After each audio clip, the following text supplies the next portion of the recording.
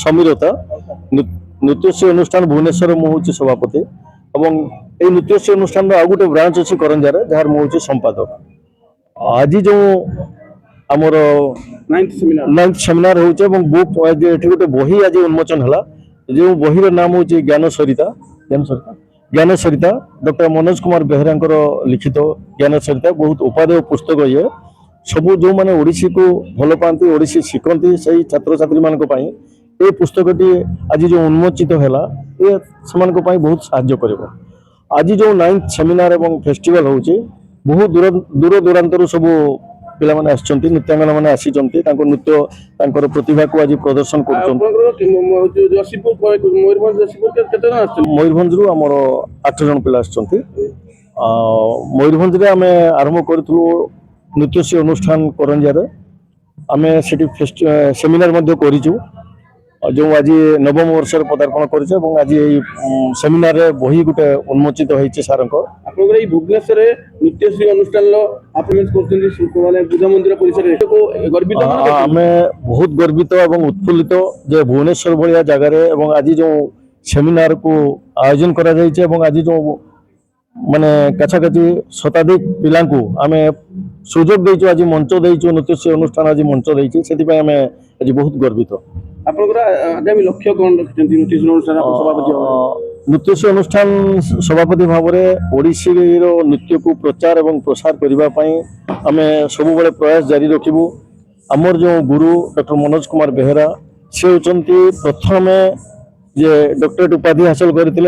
Sambalpur university निकट से delete उपाधि हासिल कर आम आग को रखीचु सार मध्यम किसी ओडिशा रे ओडिसी नृत्यर प्रचार और प्रसार करने संगे संगे कोण अनुकोण जोटा कि आदिवासी अधुषित एरिया जपरी आम करंजिया मयूरभंज जिलार एक आदिवासी अधुषित एरिया सार प्रयास में आम ओडिसी नृत्यर प्रचार और प्रसार करने आम सर्वदा चेष्टा कर एकदम से तो मुझे गर्वित आम आज जड़े ये पिलाटे परफॉर्मेंस करी टिकी बागचंपिया जड़े आदिवासी पिला घरे खाइबार नहीं मेट्रिक पास कला परे घरे रही जाइतला ताकू आमे बाहर करिकी ताकू आमे नाच शिखौचु एवं पाठ मध्य पढ़ौचु एवं आशा रखीचु एवं जो आदिवासी पिला माने आम अनुष्ठान करंजारे प्राय 15 रु 20 पिला आमे बिना पैसा रे नाच शिखौचु एवं आशा रखुचु जो माने नाच शिखिया पय आदिवासी पिलांको पाखरे संबल अभाव अछि आमे समानकु ओडिसी नृत्य प्रति प्रोत्साहित करिया पय आमे बिना पैसा रे शिक्षा दउचु एवं दबु केवल करंजिया अन्य एरिया रो लोक पिला चाहिबे शिखिया पय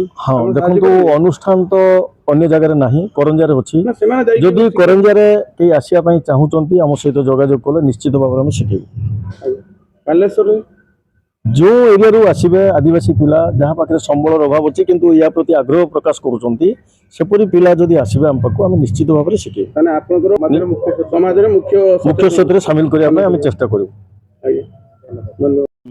डॉक्टर मनोज कुमार बेहरा नृत्यश्री अनुष्ठान जदि आज को 1994 साल स्टार्ट हो सारी किंतु या धीरे धीरे आगू आगू जाई सेमिनार डांस फेस्टिवल एमती बहुत कार्यक्रम कर नेशनल सेमिनार आज नवम तर पहुँची प्रति थर नुआ नुआ टॉपिक नहीं आम आरंभ करूँ एथर टॉपिक आमर थिला ओडिसी नृत्य शास्त्रीयतार जो ऑथेंटिकली जो प्रामाणिक तथ्य 1950 रु 65 मध्य केबे यार शास्त्रीयतार प्रमाण पाई शास्त्रीयता होती तार उपरख प्रामाणिक तथ्य जदि 70 वर्ष तक ओडिसी नृत्य शास्त्रीय नृत्य हो सारी किंतु संदेहान हुए एटा कौ मसीहार शास्त्रीय नृत्य होती 1960 61 58 बहुत कथा मिले से प्रामाणिक तथ्य आधार रे आज सेमिनार होता सेमिनार रे दयानिधि दास झील जी डॉक्टर विजयलक्ष्मी दास एवं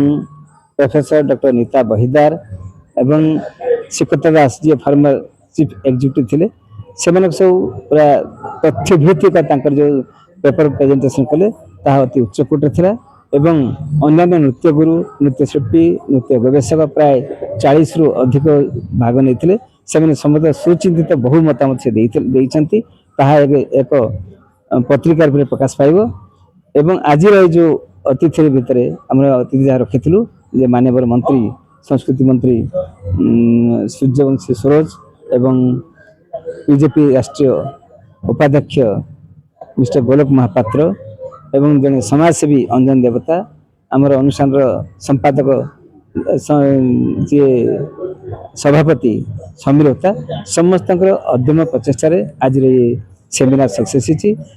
ଏହି ସେମିନାର ପାଇଁ ଯେଉଁ ଉତ୍ସବରେ ଆସିଛନ୍ତି ଓଡ଼ିଶା ପ୍ରାୟ କୋଣ ଅନୁକୋଣେ, ବଲାଙ୍ଗୀର, ବୁର୍ଲା, କରଞ୍ଜିଆ, ମୟୂରଭଞ୍ଜ, ଭଦ୍ରକ, ବାଲେଶ୍ୱର, ଛତ୍ରପୁର, ବ୍ରହ୍ମପୁର, କଟକ, ଜଟଣୀ, ପ୍ରାୟ ଓଡ଼ିଶାର 22ଟି ଜିଲ୍ଲାର ପାର୍ଟିସିପେଟ୍ କରିଥିଲେ। 60ରୁ ଉର୍ଦ୍ଧ୍ୱ କଳାକାର ଭାଗ ନେଇଛନ୍ତି। ସବୁଠୁ ବଡ଼ କଥା ହେଲା ଓଡ଼ିଶାର କୋଣାନୁକୋଣେ ଆସିଥିବା ଛାତ୍ରଛାତ୍ରୀମାନେ, ଶିଳ୍ପୀମାନେ, ସେମାନେ ଆଜିର ଯେଉଁ ଉଚ୍ଚ କୋଟିର ସେମିନାର ବା ଆଲୋଚନା ଚକ୍ର ହେଲା, ସେଥିରେ ସିଏ ତାହା ଦେଖି ଶୁଣି ବହୁତ ହୃଦବୋଧ ହେଲେ ଏବଂ ତାଙ୍କର ବହୁତ ସୁଚିନ୍ତିତ ମତାମତ ଦେଇ ବହୁତ ଖୁସି ବ୍ୟକ୍ତ କରିଛନ୍ତି। ଆଜି ଓଡ଼ିଶୀ ସଙ୍ଗୀତ କହିବେ ଆଜ୍ଞା। ଏଇଟା ହିଁ ତାର ଆଧାର ଥିଲା। ଆଜ୍ଞା ଆଜି ଯୋଉ ଆଧାରରେ ଆମେ ଆଲୋଚନା କଲୁ, ଯୋଉ ଆଧାରରେ ଆମେ ଆଲୋଚନା କରି ପହଞ୍ଚିଛୁ, ତାହା ଓଡ଼ିଶୀ ସଙ୍ଗୀତ ପାଇଁ ଏକ ଉପାଦେୟ ହେଇପାରିବ। ଓଡ଼ିଶୀ ସଙ୍ଗୀତ ଏଇଭଳି ଭାବରେ ହେଇସାରିଛି, ଓଡ଼ିଶୀ ସଙ୍ଗୀତ ଶାସ୍ତ୍ରୀୟ ହେଇସାରିଛି, ଯେମିତି ଓଡ଼ିଶୀ ନୃତ୍ୟ ଶାସ୍ତ୍ରୀୟ ହେଇସାରିଛି, ତା ରୂପରେଖ ପାଇଁ ଆମେ ଗୋଟେ ଆଲୋଚନା କଲୁ, ସେମିତି ଇଏ ବହୁତ ଆଲୋଚନା ବି ଆବଶ୍ୟକ ଅଛି। ଓଡ଼ିଶୀ ସଙ୍ଗୀତ ପାଇଁ ଶାସ୍ତ୍ରୀୟ ହେଇଗଲା ମଧ୍ୟ ସମସ୍ତ ପ୍ରାମାଣିକ ତଥ୍ୟ ନେଇ ସେମାନେ ଉପସ୍ଥାପନ କଲେ ଶାସ୍ତ୍ରୀୟ ସଙ୍ଗୀତ ମାନ୍ୟତା ପାଇଯିବ ଏବଂ ରେକର୍ଡେଡ୍ ଗଭର୍ଣ୍ଣମେଣ୍ଟ ବି ତାକୁ ଦେଇଦେବ। ଯେଉଁଟାକି ଆମେ ଓଡ଼ିଶୀ ନୃତ୍ୟ ଦେଇ ସାରିଲେ ମଧ୍ୟ ଆମେ ଖୋଜୁଛୁ ଏଇଟା କେଉଁ ମସିହାର ପାଇଛି, ତାର ଦସ୍ତାବିଜ ଏବେ ମିଳିନାହିଁ। ସେଥିପାଇଁ ଆଜିର ଆଲୋଚନା ଚକ୍ର ଏହା ଜାରି ରହିବ ମଧ୍ୟ, ଯେପର୍ଯ୍ୟନ୍ତ ଆମେ ଏହାର ଉପନୀତ ପହଞ୍ଚିନୁ, ଗଭର୍ଣ୍ଣମେଣ୍ଟକୁ ଲେଖି ଏହାର ଜାରି ରଖିବୁ। ହଁ, ନାଇଁ ବହୁତ ରାଗ ଲାଗିଛି। ଆମେ ଦଶବତାର କଲେ, ସ୍ଥାୟୀ କଲେ, ଓଡ଼ିଶୀ ନୃତ୍ୟ ଯେଉଁ ବିଭବ 5ଟି ପର୍ଯ୍ୟାୟ, ପ୍ରାୟ ସବୁ ପର୍ଯ୍ୟାୟରୁ ଅଭିନୟ କରୁଛନ୍ତି। ସ୍ଥାୟୀ କଲେ, ପଲ୍ଲବୀ କଲେ, ମଙ୍ଗଳାଚରଣ କଲେ, ସମସ୍ତେ ଓଡ଼ିଶୀ ନୃତ୍ୟ ପରିପ୍ରେକ୍ଷୀରେ କରିଛୁ। ଆଉ କିଛି କିଛି ପିଲା ରହିଛନ୍ତି ଯେଉଁମାନେ କି ଆଞ୍ଚଳିକ ସଙ୍ଗୀତ, ତାଙ୍କର ଯିଏ ଆସିଛନ୍ତି ବଲାଙ୍ଗୀରରୁ, ସମ୍ବଲପୁରରୁ, ରେଢ଼ାଖୋଲରୁ, ତା ଆଞ୍ଚଳିକ ନୃତ୍ୟ ଯେଉଁଟାକି ଡାଲଖାଇ ହେଲା କିମ୍ବା ତାଙ୍କର ସେଇ ନୃତ୍ୟକୁ ପରିବେଷଣ କରିବା ପାଇଁ ଇଚ୍ଛା ପ୍ରକଟ କରିଥିଲେ, ସେଥିପାଇଁ ତାକୁ ଏଇଠି ମଞ୍ଚ ସୁଯୋଗ ଦେଇଛି। ବର୍ତ୍ତମାନ ସୁଦୂର ଅତିଥିରେ ଇଏ ଯେଉଁ ଆଜି ନେଲେ ସେ ସୁଶ୍ରୀ ମୀନାକ୍ଷୀ ବେହେରା, ତାଙ୍କ ସାଙ୍ଗରେ ଅଛି ଶ୍ରୀମତୀ ଚପଳା ମିଶ୍ର, ପ୍ରଫେସର ନୀତା ବହିଦାର, ଶ୍ରୀପ୍ରତାପ ଦାସ, ଗାୟତ୍ରୀ ଚାନ୍ଦ, ଭରତଚନ୍ଦ୍ର ଗିରି, ସନାତନ ନାୟକ, ପିତବାସ ଏବଂ ଡକ୍ଟର ଗଜେନ୍ଦ୍ର ପଣ୍ଡା, ପ୍ରାୟ ସମୟ ଗୁରୁ ବ୍ରଜକିଶୋର ମଲ୍ଲିକ, ପ୍ରକାନ୍ତ ମହାରଣା, ଏମିତି ପ୍ରାୟ ଯେତିକି ନୃତ୍ୟ ଗୁରୁ, ନୃତ୍ୟ ଗବେଷକ, ନୃତ୍ୟ ଶିଳ୍ପୀ ଅଛନ୍ତି ସମସ୍ତେ ଆସିଥିଲେ। ତାରି ନା ସୁଦୂର, ଗୋଟେ କଥା ସୁଦୂରର ଗୁରୁଗାଁव ସ୍ଥିତ ବିଦୁଷୀ ବାଣୀ ମାଧବଙ୍କୁ ଆମେ ନୃତ୍ୟ ସରସ୍ୱତୀ ସମ୍ମାନର ସମ୍ମାନିତ କଲୁ ଏବଂ ସେ ବହୁତ ଖୁସି ଅଛନ୍ତି, ଖୁସି ବ୍ୟକ୍ତ କରିଛନ୍ତି। ଆଜି ସନ୍ଧ୍ୟାରେ ତାକୁ ଅତିଥି ରୂପେ ଆମେ ପାଇବୁ। ସେ ଆମ ଉଦ୍ବୋଧନ ଦେବେ ଆମ ଛାତ୍ରଛାତ୍ରୀମାନଙ୍କୁ। ଏହା ହିଁ ଆମର ଉଦ୍ଦେଶ୍ୟ। ବିଦୁଷୀ ବାଣୀ ମାଧବ, ଗାୟତ୍ରୀ ଚାନ୍ଦ, ବିଦୁଷୀ ମୀନାକ୍ଷୀ ବେହେରା, ଚପଳା ମିଶ୍ର, ଏ ସମସ୍ତେ ଆଜିର ଅତିଥି ଅଛନ୍ତି, ସନ୍ଧ୍ୟା ଦେବେ। ଆଜି ସକାଳ କାର୍ଯ୍ୟକ୍ରମ ସରିଛି ଏବଂ ସନ୍ଧ୍ୟା କାର୍ଯ୍ୟକ୍ରମ ସେୟା ହେବ। ନୃତ୍ୟଶ୍ରୀ ଆଗାମୀ ନୁହେଁ, ସବୁଦିନ ସେ ପ୍ରୟାସ ଜାରି ରଖିଛି। ନୃତ୍ୟଶ୍ରୀ ଅନୁଷ୍ଠାନ ଓଡ଼ିଶାର କୋଣେ ଅନୁକୋଣେ ସବୁଠି, ମୁଁ ନିଜେ ଯାଇ କରଞ୍ଜିଆ, ବୌଦ୍ଧ, ଅନୁଗୁଳ ନିଜେ ନାଚ ଶିଖୁଛି ଏଇଥିପାଇଁ ଯେ ଓଡ଼ିଶୀ ନୃତ୍ୟ ସହରାଭିମୁଖୀ ହେଇସାରିଛି, କିନ୍ତୁ ଗ୍ରାମାଭିମୁଖୀରେ ସେ କେମିତି ଉତ୍ତରୋତ୍ତର ଉନ୍ନତି କରିବ, ସେ ପାଇଁ ମୋର ପ୍ରଚେଷ୍ଟା ଜାରି ରହିଥିଲା ଏବଂ ସେଇଥିପାଇଁ ଏ ମଞ୍ଚ ତାଙ୍କୁ ଦିଆଯାଇଛି। ସେମାନେ ଆସି ଏଇଠି ଏକକ ନୃତ୍ୟ ପରିବେଷଣ କରି ସେମାନେ ଆଗକୁ ନେଉଛନ୍ତି, ତାଙ୍କର ଏହା ପ୍ରୟାସ ଯାଇଛି। ଧନ୍ୟବାଦ। ତୀର୍ଥାନନ୍ଦ ମହାନ୍ତି ଆଉ ନୃତ୍ୟୋତ୍ସବ ଅନୁଷ୍ଠାନ ସହ ଦୀର୍ଘଦିନରୁ ସମ୍ପୃକ୍ତ ଉପସଭାପତି ଅଛି। ତେବେ ଏଠି ଭୁବନେଶ୍ୱରରେ ଯେଉଁ ନୃତ୍ୟୋତ୍ସବ ଅନୁଷ୍ଠାନ, ଯଦିଓ ତାର ଜନ୍ମ ଭୁବନେଶ୍ୱରରେ, କିନ୍ତୁ ତାର ଯେଉଁ କାର୍ଯ୍ୟଶୈଳୀ ସେ ବର୍ତ୍ତମାନ ସାରା ଓଡ଼ିଶାକୁ ବ୍ୟାପିବାରେ ଲାଗିଛି। ବିଭିନ୍ନ ଜାଗାରେ ସବୁ ଓଡ଼ିଶାର ବିଭିନ୍ନ ଜାଗାରେ ସବୁ ବ୍ରାଞ୍ଚ ଖୋଲିକିରି ଯେଉଁମାନେ ନାଚ ଶିଖିବାରୁ ବଞ୍ଚିତ ହେଉଛନ୍ତି ଯେଉଁ ପିଲାମାନେ, ସେଇଭଳି ପିଲାମାନଙ୍କୁ ମଧ୍ୟ ହାତରେ ସଂଶ୍ଳିଷ୍ଟ କରାଯାଉଛି ଏବଂ ସେମାନେ ଶିଖୁଛନ୍ତି, ଶିଖିକିରି ଭଲ ନାଁ ବି କମାଉଛନ୍ତି। ଏ ଭିତରେ ବୌଦ୍ଧ, କରଞ୍ଜିଆ, ଏମିତି ଅନେକ ଜାଗାରେ ସବୁ ବ୍ରାଞ୍ଚ ଖୋଲି ସାରିଲାଣି। ଆଉ ଆଜି ଏଠି ଯେଉଁ କାର୍ଯ୍ୟକ୍ରମଟି ହେଇଛି, ଏ ନବମ ବାର୍ଷିକ ଉତ୍ସବ ଏବଂ ସେମିନାର, ଏଥିରେ ଆଜି ଆମର ଯିଏ ତାର ମୁଖ୍ୟ ଉଦ୍ୟୋକ୍ତା ଯିଏ ହେଲେ ଗୁରୁ ଡକ୍ଟର ମନୋଜ ବେହେରା, ସେ ହେଉଛନ୍ତି ଓଡ଼ିଶାର ପ୍ରଥମ ଓଡ଼ିଶୀ ନୃତ୍ୟରେ PhD ଆଣ୍ଡ ଡିଲିଟ୍। ସିଏ ଗୋଟେ ଭଲ ସବଜେକ୍ଟ ନେଇଛନ୍ତି ଯେ 1950ରୁ 1965 ପର୍ଯ୍ୟନ୍ତ ଏ ଯେଉଁ 15 ବର୍ଷରେ ଓଡ଼ିଶୀ ନୃତ୍ୟର ପ୍ରକୃତ ଶାସ୍ତ୍ରୀୟ ମାନ୍ୟତା ପାଇବାର ସମୟ ଏବଂ ଶୈଳୀ, ଏ ଉପରେ ଗୋଟେ ସ୍ୱତନ୍ତ୍ର ଆଲୋଚନା ଏବଂ ଆଜିର ଯେଉଁ ଆଲୋଚନାଟି ହେଲା ଏଥିରେ ବହୁତ ବିଶିଷ୍ଟ ବକ୍ତାମାନେ ସବୁ ଭଲ ଭଲ ମତ ପ୍ରକାଶ କରିଛନ୍ତି ଏବଂ ଏହାର ଗୋଟେ ଦିଗ ମଧ୍ୟ ଏଥିରେ ଉନ୍ମୋଚିତ ହେଇଛି ଓଡ଼ିଶୀ ନୃତ୍ୟର ପ୍ରାରମ୍ଭିକ ଅବସ୍ଥାର।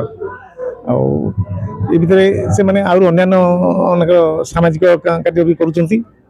ଏ ଅନୁଷ୍ଠାନର ନୃତ୍ୟ ଗୀତ ଛଡ଼ା ଆଉ କଣ ସବୁ ଶିକ୍ଷା ଦିଆଯାଉଛି? କେବଳ ନୃତ୍ୟ ସଙ୍ଗୀତ ହିଁ ଶିକ୍ଷା ଦିଆଯାଉଛି ଏବଂ ଯେଉଁମାନେ ଏଥିରେ ସୁଯୋଗ ପାଉନାହାନ୍ତି ସେଭଳି ପିଲାମାନେ ମଧ୍ୟ ବାଛି ବାଛିକି ଏଥିରେ ଆଣିକରି ତାକୁ ଦିଆଯାଉଛି। ଆଉ ସବୁ କଣ ଏକ୍ସଟ୍ରା ଶିକ୍ଷା ମ୍ୟୁଜିସିଆନ ଏହାର ଲକ୍ଷ୍ୟ ରହିଛି ଯେ ଆପଣଙ୍କର କିଛି ନାଇଁ ଏହାର ବଡ଼ ଶିକ୍ଷା ବଡ଼ ଉଦ୍ଦେଶ୍ୟ ରହିଛି ଯେ ନୃତ୍ୟ ଆଉ ସଙ୍ଗୀତ ବାଦ୍ୟ ବିଭିନ୍ନ ଆଡ଼େ ସବୁ ତାର ସ୍କୁଲ ଖୋଲିଗଲାଣି କିନ୍ତୁ ନୃତ୍ୟ ପାଇଁ ଗୁରୁମାନଙ୍କର ଅଭାବ। ତେଣୁ ଓଡ଼ିଶାର ବିଭିନ୍ନ ଜାଗାରେ ଏଇ ନୃତ୍ୟ ଶିକ୍ଷାଟା ସମସ୍ତଙ୍କ ଦ୍ୱାରା ସମ୍ଭବ ହୋଇପାରୁନାହିଁ। ତେଣୁ ଅନୁଷ୍ଠାନର ପ୍ରୟାସ ରହିଛି ଯେ ଯେଉଁମାନେ ଏଇଭଳି ଶିକ୍ଷାରୁ ବଞ୍ଚିତ ହେଉଛନ୍ତି ସେମାନଙ୍କୁ ମଧ୍ୟ ଆଦେହରେ ସାମିଲ କରିବେ ଏବଂ ସେମାନଙ୍କୁ ଶିକ୍ଷା ଦେଇକରି ଅନ୍ତତଃ ଜାତୀୟ ସ୍ତରକୁ ନେବା ହେଉଛି ଅନୁଷ୍ଠାନର ଉଦ୍ଦେଶ୍ୟ ଲକ୍ଷ୍ୟ। ଧନ୍ୟବାଦ। ଧନ୍ୟବାଦ।